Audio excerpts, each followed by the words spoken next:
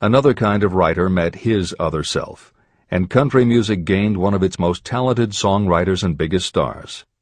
As a kid, Merle Haggard's family home was a converted boxcar in Bakersfield, California.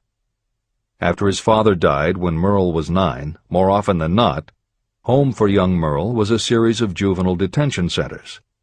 At 16, he quit school, and for the next 4 years the only mark Merle Haggard made in the world was a rap sheet for stolen cars, burglaries, and bogus checks. By the age of 20, he was serving time in San Quentin and gaining a reputation as a hard-case con. Then he met his other self. Inspired by a concert Johnny Cash played for the inmates, plus conversations with men on death row and the time he spent in solitary confinement, Haggard learned that he had another self, and that self had something to say through his music. When he got out of solitary, Haggard asked for the hardest job the prison had to offer. He enrolled in night school courses at the prison, straightened himself out, and won his parole after 2.5 years.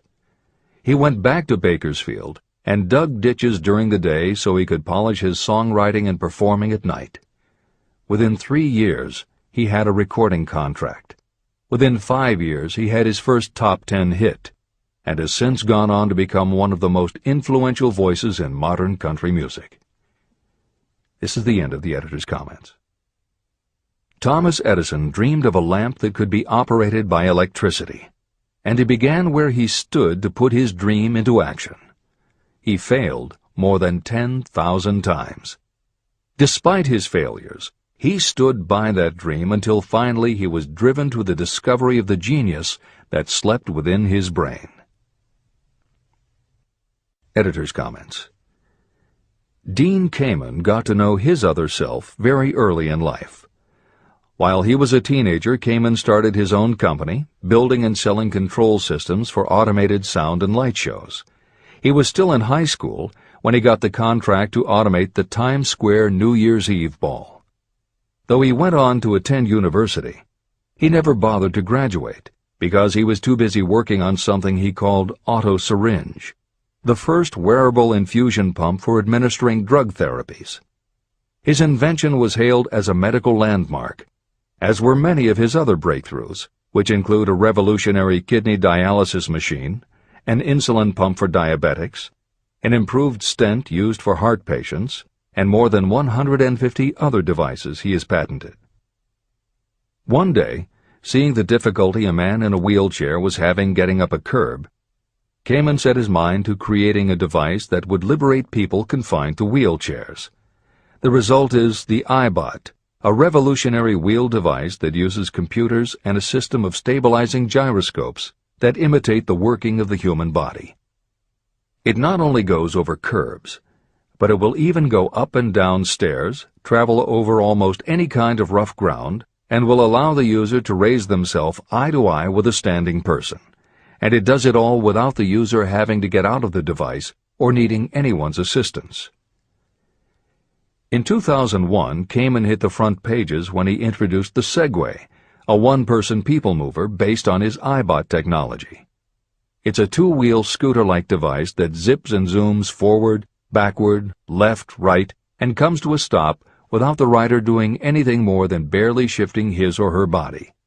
It is so sensitive that it is almost as though it obeys the user's thoughts.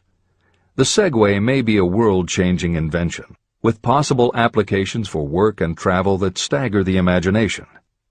As this is being written, the Segway is already being used to navigate large warehouses and is being tested by police departments and postal employees. While traffic cops and City Hall wrangle over whether the Segway belongs on the sidewalk or the road, Dean Kamen is dreaming a new dream. This time, the dream is an invention that may literally bring light to some of the darkest corners of the earth. Kamen has developed a non-polluting electric generator that can use almost anything as fuel. But here's the extraordinary part. He has created a revolutionary closed system so that the engine's heat is used to purify 10 gallons of drinkable water every hour. This amazing invention could bring safe drinking water to parts of the world where contaminated water kills millions, and at the same time, it will provide a source of cheap, reliable electric power. Dean Kamen is not some academic hidden in a lab somewhere. Kamen is an inventor. But like Thomas Edison, he is also an entrepreneur and businessman, creating and marketing devices that are changing the public perception of what an inventor is. This is the end of the editor's comments. Henry Ford, poor and uneducated, dreamed of a horseless carriage. He went to work with what tools he possessed without waiting for opportunity to favor him, and now evidence of his dream belts the entire earth. He put more wheels into operation than any man who ever lived, because he was not afraid to back his dreams. Editor's comments. Stephen Jobs and Steve Wozniak, two university dropouts, dreamed of making and selling computers that the average person could use. Like Ford, working with the tools they possessed, they built the first Apple computer in the Jobs family garage. And like Ford, they weren't afraid to back their dreams. After showing their prototype to a local retailer, they got an order for 25 machines. Jobs sold his Volkswagen, and Woz sold his expensive Hewlett-Packard scientific calculator to raise $1,300 to start their new company. They took the money, convinced the local electronics suppliers to grant them a line of credit, and started production of the Apple I. They revolutionized the computer hardware and software industry. Released in 1976 and priced at $666, the Apple I earned them $774,000. 2 years later, they introduced the Apple II, which in the next 3 years earned $140 million. In 1980, Apple went public, and after the first day of trading, the company had a market value of $1.2 billion. Wozniak left the company in 1981, but Jobs pushed through the development of the Macintosh in 1984.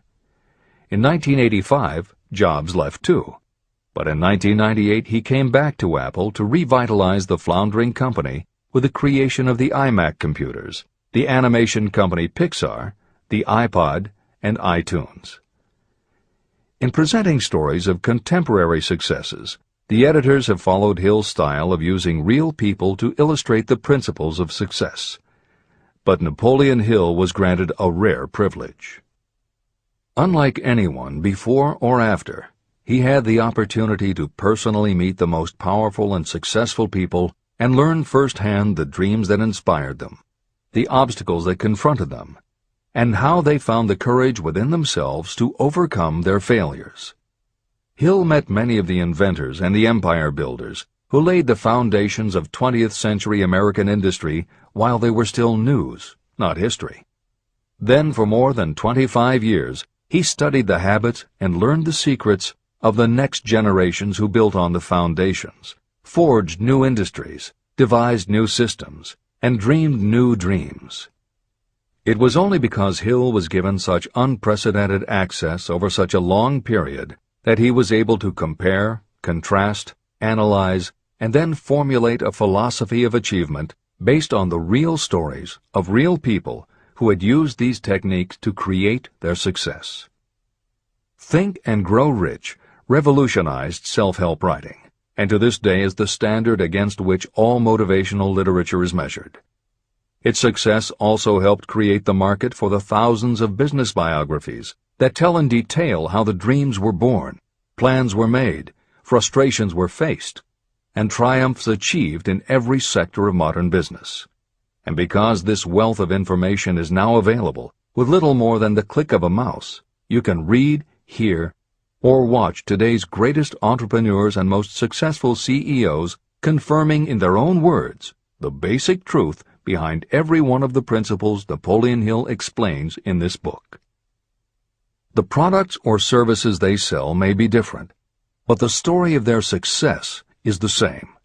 Dreams, followed by failures, followed by lessons learned, then success. For every Henry Ford, Thomas Edison, or O. Henry that Napoleon Hill cites to make a point, today there is a Steve Jobs, Dean Kamen, or Merle Haggard, proving that Hill's points are still valid. This is the end of the editor's comments. There is a difference between wishing for a thing and being ready to receive it. No one is ready for a thing until they believe they can acquire it. The state of mind must be belief, not mere hope or wish. Open-mindedness is essential for belief. Closed minds do not inspire faith, courage, and belief. Remember, no more effort is required to aim high in life, to demand abundance and prosperity, than is required to accept misery and poverty. A great poet has correctly stated this universal truth through these lines. I bargained with life for a penny, and life would pay no more. However, I begged at evening when I counted my scanty store. For life is a just employer. He gives you what you ask. But once you have set the wages, why, you must bear the task. I worked for a menial's hire, only to learn dismayed that any wage I had asked of life, life would have willingly paid. Desire outwits Mother Nature. As a fitting climax to this chapter, I wish to introduce one of the most unusual persons I have ever known. I first saw him a few minutes after he was born. He came into the world without any physical sign of ears. When pressed for an opinion, the doctor concluded that the child might be deaf and mute for life. I challenged that doctor's opinion. I had the right to do so. I was the child's father. I, too, reached a decision. But I expressed my opinion silently, in the secrecy of my own heart. In my own mind, I knew that my son would hear and speak. How? I was sure there must be a way, and I knew I would find it. I thought of the words of the immortal Emerson. The whole course of things goes to teach us faith. We need only obey. There is guidance for each of us, and by lowly listening, we shall hear the right word. The right word? Desire. More than anything else, I desired that my son should not be deaf and unable to speak. From that desire, I never receded, not for a second. What could I do about it? Somehow, I would find a way to transplant into that child's mind my own burning desire for ways and means of conveying sound to his brain without the aid of ears. As soon as the child